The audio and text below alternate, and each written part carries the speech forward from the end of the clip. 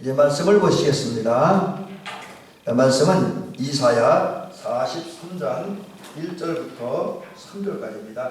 제가 가진 성경으로 구약성경 1019면입니다. 1019면 이사야 43장 1절부터 3절입니다. 천천히 찾으시기 바랍니다.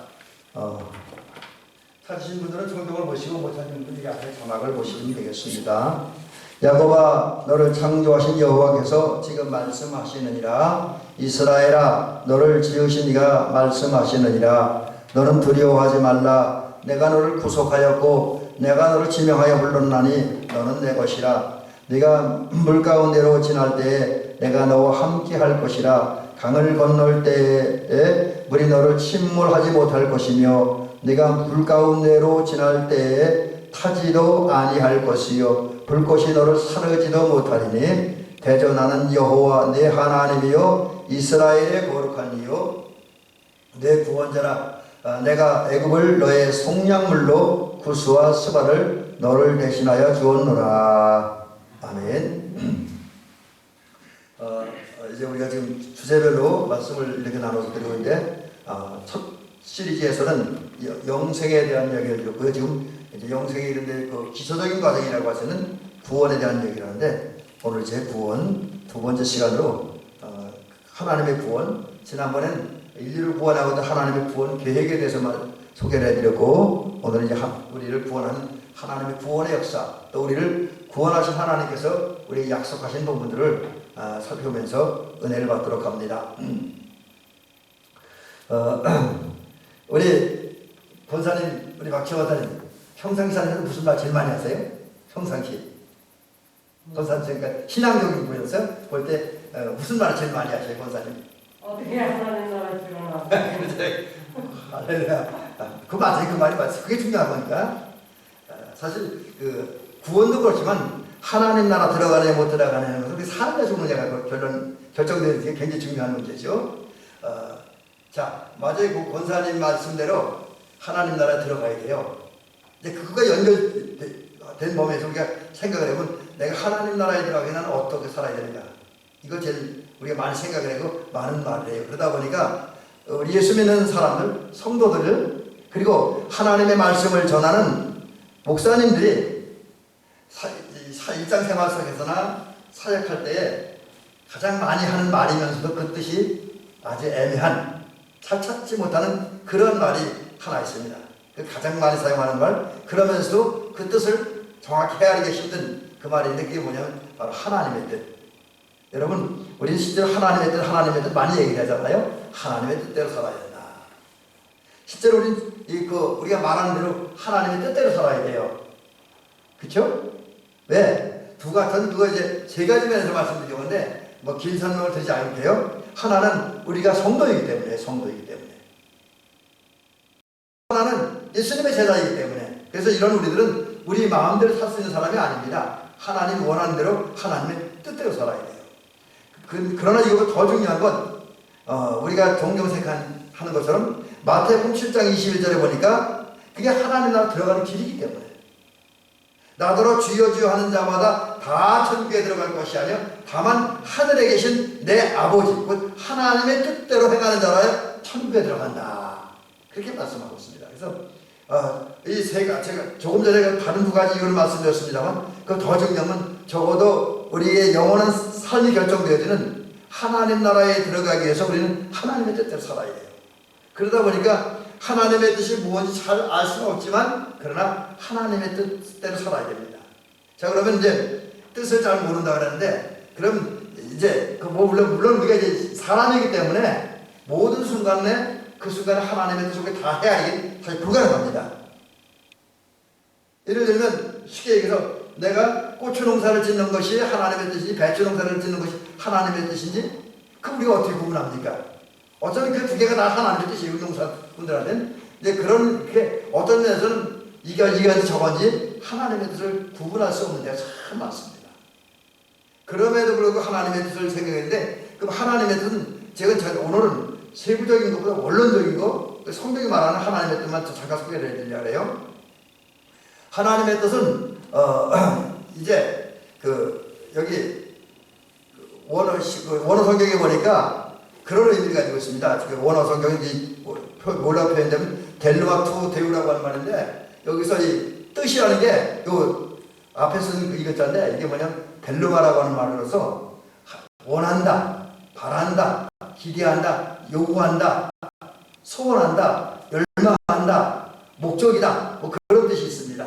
자, 그렇다고 한다면 하나님의 뜻이라는 것은 뭐냐면 하나님이 우리에게 요구하는 거예요. 당신은 이거 해, 당신은 이렇게 살아. 이게 하나님 요구하는 게 있어요. 또 그걸 나는 그렇게 살기 바란다는 거, 또 하나님의 명령하는 거. 그러면서 또 한편으로는 우리가 한평생 살면서 우리가 이루어야 할 삶의 모습, 열매들. 그러니까 그걸 이제 기대하고 우리가 이렇게 살았으면 하고 또 이런 일을 해서 이런 걸 이루었으면 하고 기대하는 거. 그게 하나님의 뜻. 우리를 향한 하나님의 기대. 그 다음에 하나님의 소원. 하나님이 우리 중에 이루고자 하는 소원도 있을 것이고 우리가 이런 사람이 되기를 바라는 그런 소원이 있을 거예요. 그 하나님의 소원이 이제 하나님의 뜻이고요. 그 다음에 하나님의 목적. 이것을 쉽게 얘기하면 하나님께서 왜 우리를 세상에 보내셨는가. 여러분 우리가 꼭 기억하셔야 될 게 세상에 살고 있는 모든 사람은 허투루 사람이 아무도 없어요. 심지어 불신자들조차도 하나님이 다 한 사람 한 사람 보낼 때 뜻이 있고 계획이 있어서 보내신 거예요. 그래서 가끔 가다 보면 이제 목회 사역을 하다 보니까 제가 지금도 잊어버리지 않는 게 있어요. 하나님은 하나님의 큰 일을 우리 전혀 생각하지 못한 엉뚱한 사람을 더 이루셨어요. 제가 지금 경험한 바에는 제가 첫 번째 목회했던 교회에서 우리 교회가 땅을 350평이나 샀어요. 거기는 그래도 도시 주변이기 때문에 땅값이 싼 값은 아닙니다. 근데 그때 그 교회가 물론 제 계약은 제가 한 건 아니지 전임 목사님하고 제가 잔금을 다 지불하고 서류까지 제가 했는데 근데 그 교회 돈이 없잖아요. 돈이 없습니다. 근데 그래서 어떻게 사냐면 2천만 원 정도 땅을 사는데 땅값을 4번에 걸쳐 나눠냈어요. 4년 동안. 여러분 땅 그렇게 사는 거 봤습니까? 근데 그분이 예수 믿는 사람이냐? 그것도 아니에요. 불교신자야. 그래서 우리가 마지막 돈 달잖아요. 2천만 원. 마지막 주 소리를 봤는데 그 땅 주인이 그러더래요. 내가 무슨 정신에 그 일을 했는지 모르겠다고. 나도 도대체 이 땅을 350평을 2천만 원을 팔고 도지가 넘는데 왜 이런 짓을 했는지 하고 사실 이거 그냥 두면 땅값 엄청 올라가는데 여러분 그 땅 제가 3대 2,500만 원 주고 샀는데 2천만 원 주고 샀는데 그들이 그 교회를 떠나서 온양 가서 목회할 때 거기 이제 교회를 줬어요. 그리고 또 조금 있다가 그 주변에 도로가 나갔고 그 교회를 다른 데 옮기게 됐습니다. 그래서 정부에서 보상을 받았는데 얼마나 많이 받았는지 보상받고 그 도시 가서 그거 또 안쪽 춘천시 안쪽으로 들어가서 아파트 안에다가 종교부지를 받아서 땅을 샀어요. 그런데 얼마나 보상을 많이 받았는지 몰라도 제가 몇 억 원인지 받았는지 모르겠어요. 근데 거기 교회를 짓고 땅을 사 교회를 짓고 돈이 남았대요. 그렇다고 한다면 최소한 1억 이상은 받았다는 거예요. 2천만 원 정도 땅 사는 게 10년 정도 지나니까 1억이 넘었었어요. 근데 그런 역사를 이루는 과정 속에서 보니까 그게 예수 믿는 사람도 아니고 불교신자가 교회에다 땅을 그렇게 좋은 요간에 팔아버린 거예요. 자, 이런 걸 보면서 뭘 느끼냐면 하나님은 역사를 하는데 그 역사를 불교신자를 통해서 역사하신 거예요. 근데 왜 그러냐면 그 사람을 통해서 이루고자 하는 하나님의 역사가 있었기 때문에 하나님의 목적이 있었기 때문에 하나님 사람을 그렇게 대로 쓰신다라는 사실도 발견하게 되어집니다. 자, 그런 면에서 보면 이제 원론적으로는 하나님의 뜻이 하나님 바라고 요구하고 기대하고 소망하는 거, 하나님 목적을 따라 사는 거, 그게 하나님의 뜻대로 사는 건데 그렇다고 한다면 이제 좀 구체적인 면에서 하나님의 뜻을 살펴보고자 합니다. 과연 우리는 이 시대를 향한 또 모든 사람들 향한 하나님의 뜻이 무언가? 대부분의 사람들은 하나님의 뜻을 자기와 연관시켜서 생각을 합니다. 그래서 예를 들어서 어떤 사람들은 공부를 열심히 해서 좋은 대학에 가면 그게 하나님의 뜻이래요.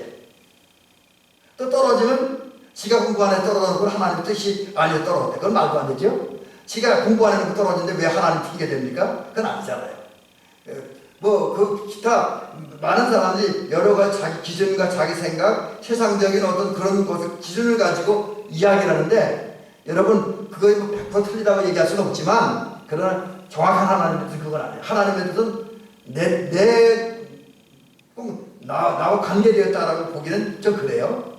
그럼 하나님의 뜻은 뭐냐? 한마디로 정리하면 하나님의 뜻은 가장 중심적이고 가장 기본적이고 가장 핵심적인 하나님의 뜻은 우리들의 생명과 관계되었다. 우리들이 영원히 사느냐 죽느냐 그것과 관계된 것이 하나님의 뜻이다라는 거죠. 그걸 예수님은 이렇게 말씀하잖아요. 제가 가장 많이 인용하는 말씀 중에 하나인데 나를 보내신 이의 뜻은 하나님의 뜻은 내게 주신 자 중에 내가 하나도 잃어버리지 않냐고. 이 땅에 있는 사람들이 지옥 가지 않게 하는 것이 하나님의 뜻이라는 거예요. 지옥 가지 않게 하는 것. 여러분이 아무리 미워하는 사람이도 그들이 지옥 가는 건 여러분의 뜻인지 몰라요. 사람의 뜻인지 몰라요. 왜 내가 싫어하는 천국 가고 기분 나빠하는 사람도 있으니까. 근데 그건 내 생각이고 하나님의 뜻은 그 누구도 심지어 김정은이까지도 예수 믿고 구원받길 바랍니다. 그들 지옥 가는 게 하나님의 뜻이 아닙니다. 하나님의 뜻은 모든 사람이 지옥 가는 것 아니에요.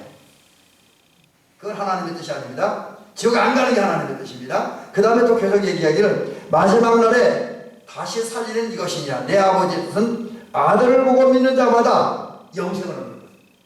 예수 잘 믿어서 구원받고 영원한 생명을 얻는 게 그게 하나님의 뜻이다.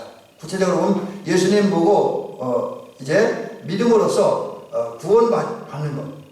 그래서 하나님은 또 그들을 구원하는 것. 인간의 입장에서 보면 인간이 구원받는 것. 이게 하나님의 뜻이다. 그 다음에 구원받았기 때문에 이제는 죄 때문에 죄의 결과 때문에 죄책 또 죄를 지었다는 그 양심의 가책 두려움 이것을 벗어나서 좀 자유롭고 행복하게 살게 하는 것, 평화롭게 살게 하는 것, 이게 하나님의 뜻이라는 거죠. 그 다음에 우리가 좋아하는 것, 우리 권사님이 하나님 나 어떻게 하면 가느냐 그거 제일 많이 얘기하는데 그게 맞습니다. 여러분 우리가 사실은 예수 잘 믿고 구원받는 목적이 결국은 천국 가는 거예요. 하나님 나라 가는 거예요. 물론 이제 하나님 나라를 이제 우리 전통적인 개념으로 내세적이면 너무 집중하면 좀 문제는 있습니다. 왜? 누가복음 17장 21절에 보면 하나님 나라는 너희 안에 있는 것이냐. 그러니까 우리 하나만 강조하면 안 돼요. 그런데 어쨌든 우리가 예수를 믿으면 구원받고 이 땅에서 하나님 나라 백성으로서 행복하게 평화롭고 기쁘게 사는 것. 그리고 마지막에는 우리가 세상 떠났을 때 하나님의 부름을 받고 세상 떠났을 때 하늘나라에 들어가고 거기서 영생하는 것. 그냥 오래 사는 것이 아니라 제가 자주 강조해드린 것처럼 주님과 함께 영원히 사는 게 하나님의 뜻이다 라는 것이죠. 그런데 결국 우리 이 말씀을 보면 인간을 구원하는 게 하나님의 뜻이에요. 그런데 하나님은 이러한 뜻, 곧 인간을 구원하기 위해서 역사하십니다. 그럼 어떻게 역사하시냐?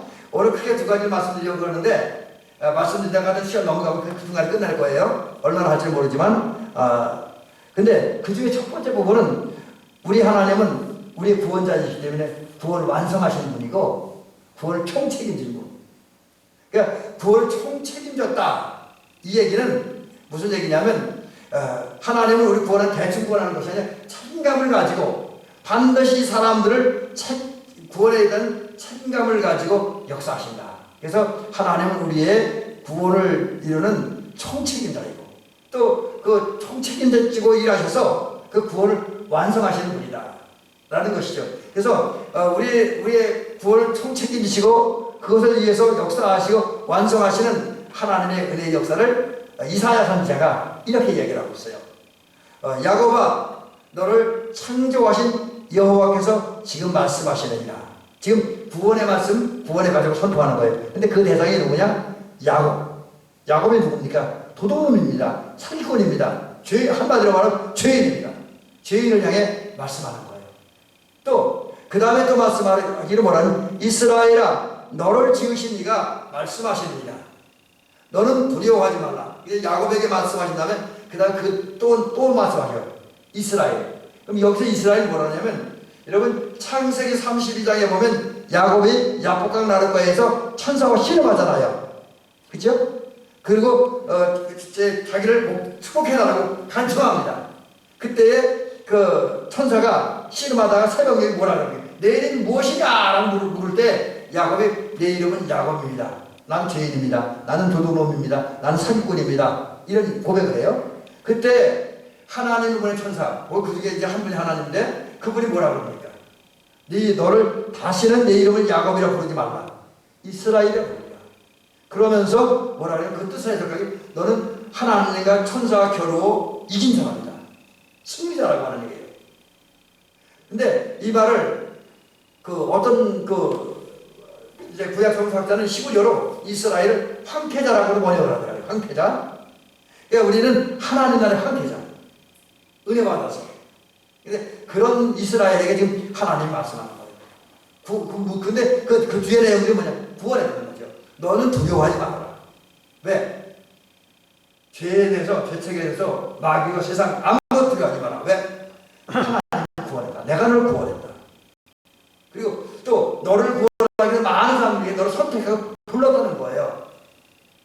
그 다음에 또 얘기를 물 가운데 지날 때 너와 함께 할 것이고 강을 건너는데 물이 너를 침몰하지 못할 것이며 네가 불 가운데 지날 때 타지 않고 불꽃이 너를 사르지도 못하리니 나는 네 하나님이요 이스라엘의 거룩한 이여 내 구원자라. 자, 이 말씀을 제가 조금 다시 정리하면 하나님은 야곱 같은 우리를 선택하셨습니다. 그리고 우리를 구원하기 위해서 우리 응답이 먼저 아닙니다. 하나님 먼저 역사하셨어요. 값을 지불하셨습니다. 우리 구원을 위한 값을 지불하셨어요. 어떻게? 이제 값을 지불하는 그 얘기 좀 이따 나와야 되겠네. 지금 그 얘기 먼저 나오면 안 되겠네요. 어쨌든 하나님은 우리를 구원하기 위해서 먼저 값을 지불하고 선택하셨습니다. 글쎄 이게 선택이 먼저냐 값을 먼저 지불했냐 그러면 그 하나님한테 가서 솔직히 정확히 물어봐야 돼요. 이거는 어느 게 맞다 딱 순서대로 정리할 수는 없지만 이런 과정이 있어요. 선택하시고 값을 지불하셨어요. 무엇을 위한? 우리의 구원을 위한, 우리 천국에 들어가게 하기 위한, 영생하게 하기 위한, 이 땅에서 모든 억압과 착취와 저주와 사슬에서 벗어나서 과거와 지금과 미래의 모든 죄에서 모든 억압에서 착취에서 벗어나서 행복하게 살기 위해서 평화롭게 살기 위해서 필요한 값을 지불하셨습니다. 자, 그러면 하나님이 지불하신 값이 뭐냐? 우리의 구원을 위해서, 우리 천국 지정을 위해서, 우리 영생을 위해서, 이 땅의 자유와 평화롭고 행복한 삶을 살기 위해서 지불하는 값이 뭐냐? 이제 이걸 크게 두 부분으로 한번 나눠서 말씀드리려고 합니다. 출애굽 때, 그 출애굽 이후에 이스라엘 시대 때, 그러니까 예수님 오시기 전에 구약 시대 때, 율법 시대 때는 어떻게 우리를 구원하기 위한 대가를 지불하냐? 그게 바로 출애굽기에 보면 어린 양의 피. 여러분 이스라엘 백성들 출애굽할 때 무슨 일을 시켰습니까? 모세를 통해서 이스라엘 백성의 집 문설주에 인방에 어린 양의 피를 발랐잖아요. 그리고 그 피를 발라줬을 때 그 피를 본 천사가 죽음의 천사 그냥 이스라엘 백성 집을 그냥 넘어가서 장자의 죽음을 취하게 되잖아요. 이게 이스라엘 백성들을 구원하기 위한 출애굽시키기 위한 하나님의 구원의 역사. 하나님이 구원의 지불을 값이다 라고 말씀하고 있습니다. 자, 그렇다면 예수님 오신 이후에 지금까지는 주님께서 하나님께서 우리를 구원하기 위해서 지불한 값이 무엇일까요? 그건 바로 이겁니다. 바로 오늘 지불하는 값은 예수님의 피입니다. 예수님의 피. 우리 주 예수님께서 아무런 죄도 없고 허물도 없지만 그분이 십자가에 달려 죽으셨어요. 십자가에서 피 흘리셨습니다. 여러분 한번 상상만 해보세요. 우리는 뭐 하다가 집에서 우리 권사님들 이제 일 많이 하시니까 칼로 공식 반찬 만들다가 아니면 밭에 가서 일하다가 낫이나 칼에 손 조금만 펴도 얼마나 신경이 쓰입니까? 그죠? 무지하게 신경 쓰이잖아요. 그 조그만 상처 때문에 다른 일 하는데도 불편함이 많습니다. 그런데 예수님은 한 부분이 아니라 몸 전체에서 엄청난 고통을 당하는 거죠. 그리고 그 안에는 물과 피를 모두 쏟으셨습니다. 그 결과 우리 죄 문제를 해결하시고 우리를 구원했는데 구원의 내용이 보니까 죄 자체. 그리고 죄를 범하는 것 때문에 다가올 불안과 공포와 또 저주와 멸망, 또 이게 비참한 생활, 또 우리를 죄짓게 만들도록 하는 그런 모든 권세로부터, 죄의 권세로부터 저와 여러분들을 구원하셨습니다. 또 이제 하나님의 은혜인데 주님은 우리를 영적으로만 구원하는 것이 아니라 삶의 현장에서 우리를 가난해서 여러분 사실 우리 한국이 이렇게 발전하게 이게 예수의 은혜 하나님의 은혜인 거예요. 우리나라가 얼마나 못 살았어요. 그거 제가 이렇게 그 역사에 관심 있어 보다 보니까 우리가 해방됐을 때만 해도 지금 우리가 그지같이 보는 필리핀만도 못했대요. 우리나라가. 여러분 서울에 가면 저는 아직 장충 체육관을 못 가봤는데 장충 체육관이잖아요. 서울에 그 옛날에도 국제 농구시합 배구시합 많이 하던 장충 체육관을 누가 줬냐? 필리핀이 준 거예요. 필리핀이. 그 정도로 못 살았던 우리나라가 지금 세계 경제 10대 국가 안에 들어가지 않습니까? 자동차 만드는 나라 세계에서 그렇게 많지 않아요. 그게 많지 않습니다. 근데 우리나라 얼마나 잘 만듭니까? 이만큼 우리가 가난에서 벗어난 거 하나님의 은혜예요. 또 우리나라 옛날에 병들 얼마나 많았어요. 물론 지금도 병이 많지만 그러나 지금 병 때문에 그 뭐 이렇게 유행병 때문에 죽는 사람이 그렇게 많지 않잖아요. 옛날엔 정말 너무나 많은 사람들이 질병 때문에 죽었는데 이거 또 모든 우리 억압 착취 여기 다 벗어나게 했습니다. 근데 그것이 끝나는 것이 아니라 하나님은 구원받은 우리들이 다시 마귀에게 죄에게 죄 권세에게 죄의 결과에게 또 각종 억압의 착취에 갇히지 않도록 그 다시 빠지지 않도록 천군 천사를 보내셔서 성령의 역사를 통해서 우리를 지키시고 보호하십니다. 이게 하나님의 구원의 일이죠. 그리고 그런 은혜를 받았기 때문에 우리 이 땅에서 아무 얽매이지 않냐고 적어도 우리가 이 땅에 살아있는 동안 예수 안에서 자유롭고 행복하고 평안하게 사는 거예요. 기쁘게 사는 겁니다. 여러분 제가 자주 말씀드리지만 예수의 은혜로 구원받았으니까 행복하게 사시기 바랍니다. 신앙생활도 자유롭게 하세요. 마지막에 억지로 기도하고 그러지 마세요. 하나님 은혜 주시니까 그 하나님의 은혜를 사랑하기 때문에 행복하게 기쁜 마음으로 자유로운 마음으로 하나님 앞에 나와 예배도 드리고 기도도 하는 저와 여러분들이 되실 줄로 믿습니다. 자 그러면 이렇게 하나님은 우리의 구원을 이제 위해서 역사하셨고 우리를 구원하셨습니다. 그런 다음에 우리에게 구원받을 조건을 하나 주셨습니다. 그 구원받을 조건은 다른 게 없습니다. 예수님을 영접하고 믿으면 돼요. 예수님을 영접하고 믿으면. 그래서 주님 말씀하셨잖아요. 베드로를 통해서 다른 이로서는 구원을 얻을 수 없나니 천하 사람 중에 구원받을 만한 다른 이름을 우리에게 주신 일이 없다. 예수의 다른 것은 구원의 방법이 없다는 거죠. 구원의 길이 없다. 그거 믿지 마라. 그런 거 믿지 말고 오직 하나. 바울을 통해서 말씀하시는데 뭐라 그러냐면 주 예수를 믿으라. 그리하면 너와 내 집이 구원을 받으리라. 여러분 오늘 제가 전하는 말씀 우리가 인간은 이렇게 다 잊어버렸는데 다 잊어버려도 괜찮아요. 그래서 요것만 꼭 기억하시기 바랍니다. 주 예수를 믿으라. 그리하면 너와 내 집이 구원을 받으리라. 사실 어떤 면으로 보면 목사님이 설교하는 거 그 기본과 중심 이거예요. 이거 전하는 거예요. 다른 여러 가지 곁길 다른 것도 말씀 전하지만 핵심과 중심은 이겁니다. 주 예수를 믿어야 해요. 그 구원 받아야 하늘나라 가니까. 그래서 우리가 이제 주 예수를 믿으라. 그리하면 너와 내 집이 구원을 얻으리라. 이 말씀대로 예수님을 영접하고 여러분 생각과 마음속에 예수님을 영접하고 믿으면 우리는 구원받습니다. 자, 그 다음에 이제 우리 조금만 제가 한두 가지만 말씀드리고 오늘 말씀을 마치도록 합니다. 자, 이제 하나님께서 이미 우리를 구원하기 위한 모든 역사를 행하셨습니다. 그래서 이미 우리를 구원하셨습니다. 그럼에도 불구하고 지금 또다시 우리에게 구원을 약속하고 있어요. 왜 필요하냐면 여러분 우리 한 번 구원받았다고 그 구원이 영원히 우리에게 남아있는 걸 얼마나 좋겠어요. 근데 우리는 인간이기 때문에 때로는 약하고 흔들리기도 하잖아요.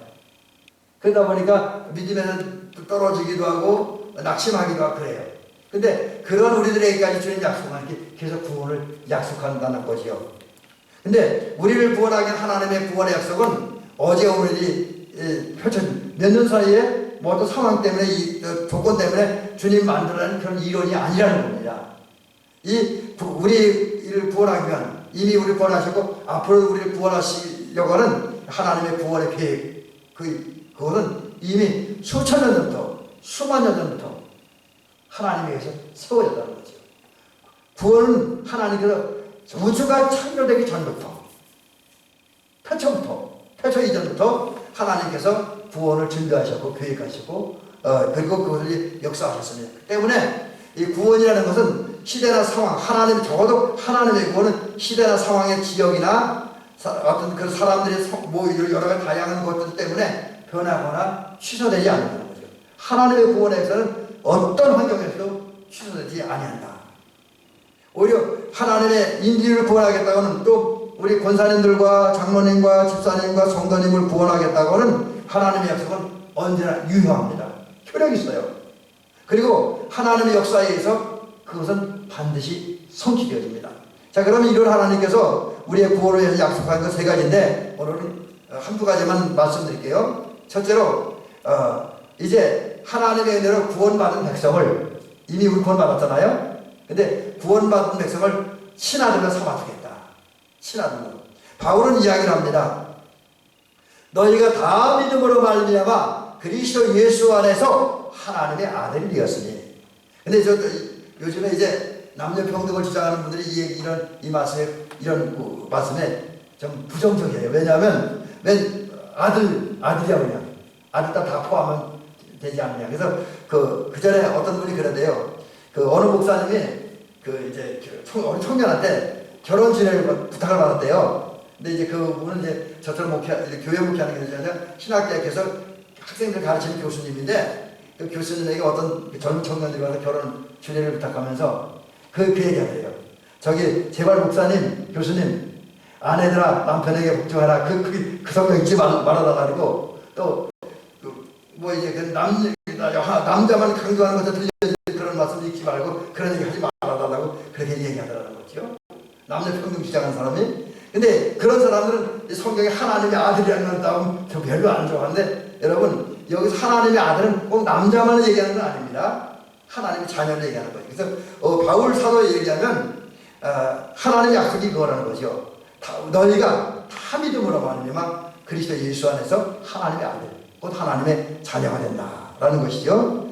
또 예수님은 영접하는 자 곧 그 이름을 믿는 자들에게는 하나님의 자녀가 되는 권세를 주셨습니다. 이게 하나님의 약속입니다. 이 약속에 의하면 주님은 믿는 자, 예수님 영접하고 믿는 자를 구원하시고 자녀로 세우십니다. 자녀로 존중하십니다. 자, 이것을 좀 더 구체적으로 한번 제가 이렇게 말씀드려 볼게요. 우리 사람들이 예수 이름으로 말미암아 구원받기 전의 실체와 구원받은 후의 실체를 이렇게 말씀드리고요. 그래서 제가 이제 화면도 아주 딱 구분을 해서 한쪽은 좀 어둡게 한쪽은 밝게 처리했습니다. 자, 구원받기 전에 우리들의 모습은 하나님의 자녀가 아니었습니다. 또 하나님의 자녀도 될 수가 없습니다. 왜? 범죄했기 때문에. 하나님은 거룩하고 공의로운 하나님이기 때문에 범죄하는 그것을 해결받지 않는 이상 그들 자녀로 받아줄 수는 없는 거예요. 그 정의에 하나님의 정의에 어긋나니까. 또 범죄하다 보니까 하나님의 형상도 잃어버렸고 그가 마귀의 노예로 마귀의 종으로 전락한 비참한 인생들, 심판받을 수밖에 없는 그런 인생들이었었다라고 하는 거죠. 근데 하나님은 이런 인간을 구원하기 위해서 역사하셨습니다. 그래서 그 구원의 과정을 먼저 보니까 오늘 본문에 의하면 하나님이 먼저 우리를 선택하셨습니다. 꼭 우리가 기억해야 게 예정론적인 차원과 달라요. 하나님이 우리를 모든 사람을 구원하기 위해 선택하셨어요. 그리고 선택한 백성들이 구원받을 수 있도록 주님 하나님이 일하셨는데 그게 뭐냐면 예수님을 세상에 보내시고 예수님은 십자가에 달려 죽게 하시고 3일 만에 부활하게 하셨습니다. 그 뒤에 구속사를 우리를 위한 하나님의 구원의 역사를 완성하셨고 그리고 그런 후에 당신 제시한 대로 예수 그리스도를 영접하고 믿는 자마다 죄에서 죄책에서 죄 결과에서 벗어나는 은혜를 주셨습니다. 그 다음에 이제 오늘 여기까지만 약속을 말씀을 드릴게요. 천국에서 큰 자가 된다는 언제도 말씀드렸기 때문에 그 세 번째 부분은 오늘 생략을 합니다. 주님께서 구원받은 백성에게 또 약속한 것이 있어요. 그게 뭐냐면 천국을 유업으로, 다른 말 기업으로 주겠다. 천국을 기업으로 주겠다. 여러분 하나님은 분명히 예수를 영접하고 믿는 자에게 천국을 기업으로 주겠다고 약속을 하십니다. 이건 제 얘기 아니고 어느 목사님의 얘기도 아니고 어느 신학자의 얘기도 아닙니다. 어느 은혜 체험한 사람의 얘기도 아니라 하나님 말씀입니다. 그러니까 믿어야 돼요. 어느 신학자의 얘기나 어느 목사님의 얘기나 어느 은혜 체험한 사람의 얘기라면 그 얘기 굳이 안 믿어도 돼요. 여러분 간증은 주변에 간증하고 말씀하고 좀 찾아줄게요. 간증은 우리가 신앙생활하는 도움은 돼요. 그러나 그 진리는 아닙니다. 그 간증 자체 구원이 그 능력 있는 건 아니에요. 그 간증은 그냥 하나님의 역사하신 걸 경험을 이제 고백하는 것 뿐입니다. 근데 하나님의 말씀은 진리예요. 진리. 근데 우리를 예수 믿는 사람을 구원하겠고 또 천국을 주겠다는 이 약속은 은혜 체험한 사람의 간증이 아니라 하나님의 말씀, 하나님의 선포라는 거지요. 그러게 믿을만 하다는 거지요. 그러게 의지해야만 된다는 거지요. 그러면서 주님께서 뭐라냐면 천국을 이제 믿는 자에게 유업으로 주는데, 그 기업을 주는데, 그러려면 전제 조건이 하나 있어야 된다. 그게 뭐냐면 바로 이거예요. 세례 요한 때부터 천국은 심노를 당하나니 심노하는 자는 빼앗느니라. 여러분, 여기에는 우리가 믿음을 가지고 해야 되는 게 있다는 거예요. 여러분, 예수님 말씀에 의하면 우리 하나님 나라에 들어가면 믿음이 있어야 돼요. 근데 그 믿음이 어떤 믿음이냐면 천국을 향해 침투하는 믿음. 좀 군사적인 용어로 하면 천국을 향해 도전하는 믿음. 천국을 향해 쳐들어간다 좀 그러네요. 근데 하여튼 그런 거 말하는 거예요. 왜 제가 그 말씀 드리냐면 여기 이제 침노한다는 뜻을 보니까 이런 의미가 있어요. 기본적으로 원어에 의하면 폭력적인 사람이에요. 공격하는 사람 있잖아요. 그리고 침입자, 쳐들어간 사람이라는 거죠. 이게 원래 침노의 기본적인 의미입니다. 그래서 주님께서 이런 의미의 말씀을 사용하는 것은 뭐냐면 천국을 차지하려면 그냥 되는 것이 아니라 애써야 된다, 몸부림쳐야 된다는 거죠. 그래서 제가 좀 특별하게 좀 프로그램을 하는데 천국에 대한 간절한 마음과 절박한 마음을 가지고 기도하고 몸부림치며 애쓰는 그런 사람이 천국에 들어갈 수 있다는 거지요. 그냥 여기 마치 감나무에 달려있는 감나무 바라보면서 그 감나무 밑에 불어넣고 가마 떨어져 내 입으로 들어와라. 그렇게 기다리기만 해서는 안 된다는 거예요. 적어도 우리가 하나님 나라에 들어가기 위해서는 믿음을 가지고, 물론 믿음 전제되어야 됩니다. 믿음 가지고 하나님 나라에 들어가기 위해서 기도하고 또 그 나라에 들어가기 위해서 그 나라를 차지하기 위해서 몸부림치고 애쓰고 뭔가를 해야 된다는 얘기입니다. 그래서 저는 그 다음 과정으로 그 부분이 그렇게 표현해 봅니다. 적어도 우리가 믿음인데 그냥 이렇게 정체된 믿음이 아니라 하나님 나라에 자꾸 나아가는, 그래서 그걸 도전적이고 적극적이고 공격적인 믿음이다. 그러니까 우리 믿음은 활동적인 믿음이어야 돼요. 마음으로만 믿는 그런 믿음 가지고는 곤란합니다. 마음으로 믿고 그것이 삶으로 표현돼야 돼요. 그래서 결국은 삶으로 표현되는 게 뭐냐면 하나님 나라에 들어가기 위해서 순종해요. 순종. 저기 분명히 말씀하잖아요. 예수님께서 하나님의 뜻대로 행하는 자라야, 내 아버지의 뜻대로 행하는 자라야 천국에 들어간다 그랬으니까 또 뜻을 행한다 그랬어요. 실천한다는 거죠. 그래서 우리가 하나님의 뜻을 실천하기 위해서 우리는 어떻게 했냐? 하나님이 성경에 말씀하신 그 말씀에 순종하고 사명에 순종하는, 그리고 하나님 나라 확장을 위해서 또 우리들이 은혜 주신 주님이 가면서 헌신하고 봉사할 때 하나님 나라에 들어갈 수 있다라는 것이죠. 그래서 그 사람이 하나님 나라를 차지한다라는 것입니다. 자, 오늘 여기까지만 여기 또 뭐가 있나요? 자, 여기까지만 말씀드리겠네요. 자, 그러면 우리가 이제 하나님 나라에 들어가려면 이제 노력을 해야 돼요. 분명히 하나님은 이미 우리가 하나님 나라에 들어갈 수 있도록 길을 닦아놓으셨고 문을 열어놓으셨습니다. 이제 우리는 하나님이 예비하신 그 길을 따라 가다가 하나님 나라 입구에 가로막혀있는 그 문을 믿음으로 열고 들어가기만 됩니다. 그게 바로 예수님 믿는 건데, 그럼 하나님 나라에 들어가기에, 구원받고 하나님 나라에 들어가기에 필요한 믿음은 뭐냐면 내적입니다. 여러분 먼저 여러분 마음으로 생각으로 예수님을 믿으시기 바랍니다. 예수님은 나의 주인이요, 나의 그리스도요, 나의 왕이야, 나의 목자야, 나의 길이야, 나의 진리야, 나의 산성이야, 나의 피난처야, 나의 목자라는 사실을 분명하게 믿으시기 바랍니다. 그 외에 성경이 증언하는 여러 가지 진리를 그대로 마음으로 믿으시기 바랍니다. 내적인 믿음입니다. 그리고 그 다음에 이제 내적인 믿음이 끝나면 안 돼요. 그러면 침투하는 믿음이 아닙니다. 천국에 침투하는 믿음이 못 돼요. 주님이 분명히 말씀하시기를 천국은 침노하는 자가 빼앗는다 그랬으니까 믿음을 가지고 해야 되겠다라고 하는 거죠. 믿음 없이 또 그것도 안 돼요. 반드시 믿음을 가지고 해야 되는데 그 믿음이 뭐냐면 베드로가 주는 그리스도시여 살아계신 하나님의 아들이라 고백했던 것처럼, 또 사도들이 그 자기가 믿는 예수님을 전했던 것처럼 우리는 내가 믿는 신앙을 고백을 해야 돼요. 내 믿음을 고백해요. 입으로. 주는 그리스도의 살아계신 하나님의 아들입니다. 주님은 나의 목자입니다. 주님은 나의 길입니다. 주님은 나의 진리입니다. 주님은 나의 생명입니다. 라고 하나님과 사람은 고백을 해요. 여러분이 예수 믿는다는 사실을 하나님과 사람을 당당히 고백하는 은혜가 있기를 주의 이름으로 간절히 부탁을 드립니다. 그리고 이제 고백만 하지 말고 내가 고백했으니까 이제 내 고백한 대로 행동해야죠. 믿음으로 모든 걸 행동하고 삶으로 표현해야 됩니다. 그래서 우리의 믿음이 결국은 주님을 사랑하는 마음으로 표현돼요. 그래서 갈라디아서 5장 6절에 있는 대로 사랑하러 역사하는 믿음을 가질 때에 저와 여러분들은 하나님의 뜻을 이루는, 곧 우리를 구원하고자 하는, 또 우리에서 모든 사람을 구원하고자 하는 하나님의 뜻을 이루게 될 줄로 믿습니다. 이런 지혜롭고 복된 성도들이 되시기를 주의 이름으로 축원합니다.